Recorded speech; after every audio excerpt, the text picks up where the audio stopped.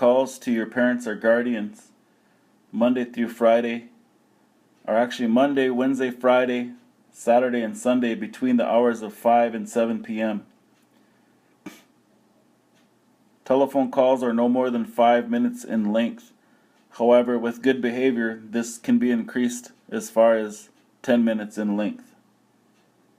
Upon admission, each resident will be given the opportunity to make one admission phone call. This is a right.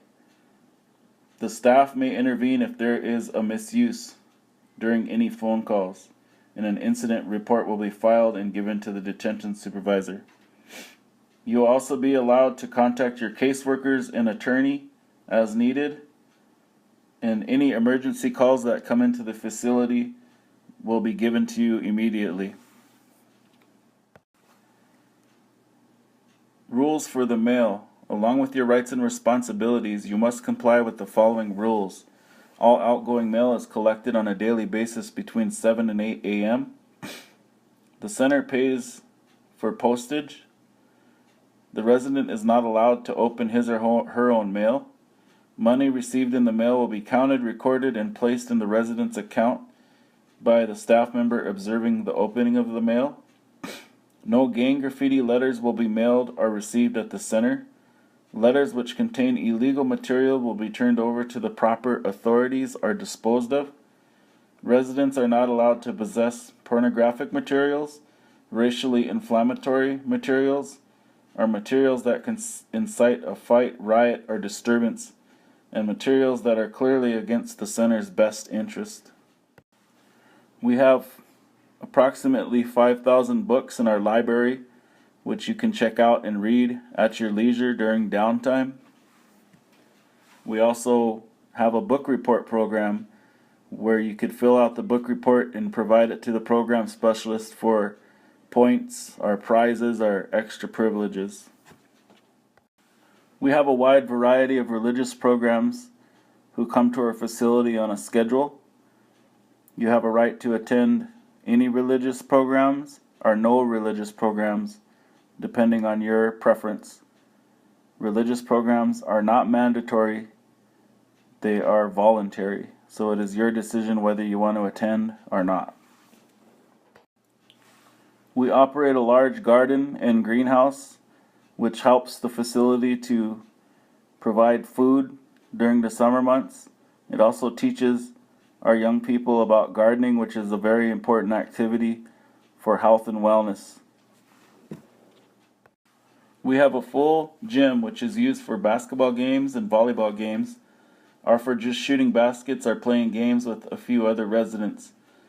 We also have several outside basketball courts and an exercise area for days when weather permits going outside to the courtyard. We have day rooms where the residents can play games, read, and listen to music or watch movies, particularly in the evenings and on weekends. Each day room has a television. The television can only be turned to the channel which is approved by the on-duty detention officer.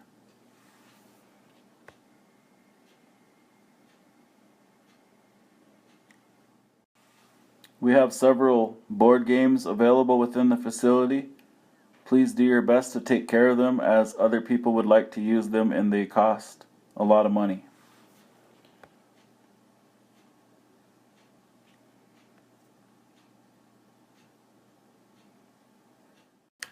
Good healthcare is important, and you will be provided with healthcare services to safeguard your health as well as protect other residents and center staff. Healthcare consists of medical and mental health. If you are not feeling well, let the pod officer know before 8 a.m. so we can get you an appointment scheduled on that same day, or you will have to wait if it is not determined an emergency for WWT regular scheduled appointment day, which is every Thursday at 9 a.m. Our staff is trained to recognize emergencies and take appropriate action. If it is determined that you need treatment which cannot be provided at the center, you will be taken to the Rosebud Healthcare Facility or to the Mission Medical Clinic. Medication is distributed at appropriate times through the medical staff. Residents needing blood sugar monitoring will be tested in the unit 3 times a day before meals. For the health and safety of all residents and staff, you may be tested for tuberculosis and hepatitis. You may also be tested for sexually transmitted diseases. A pamphlet about symptoms and prevention of contagious diseases, including HIV and AIDS, will be given by an Indian Health Services medical professional. There is also a medical form that you can fill out to let staff know when you need medical care. Please ask and request this form.